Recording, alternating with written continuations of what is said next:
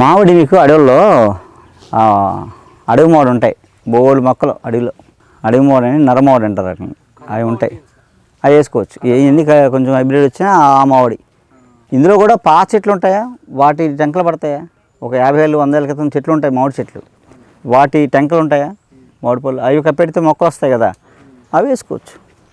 అవన్నీ ఒక మామిడి చెట్టు ఒక 15 ఏళ్ళు 20 ఏళ్ళు పెరిగింది అనుకోండి, 5 కిలోమీటర్ల దూరంలో ఉన్న గాలిని ప్యూరిఫై చేసేయగలదు చెట్టు.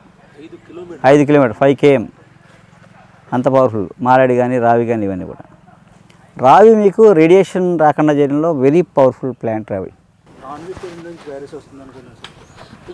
ల్యాబులు చేసేది నాన్ వెజ్. నాన్ వెజ్ మీ ఫ్రెష్ ఎక్కడది పోనీ నాట్ ఎక్కడది? అన్నీ బాయిలర్స్ అంటే ఫారాల్లో పెంచుతున్నాం. అంటే 6 నెలలు 8 నెలల్లో పెరగాల్సిన దాన్ని 40 రోజుల్లో పెంచేసి దానికి ఫుల్గా కుక్కి మందులు వేసి చేసి చేస్తే ఏమవుతుంది, జబ్బు రేపు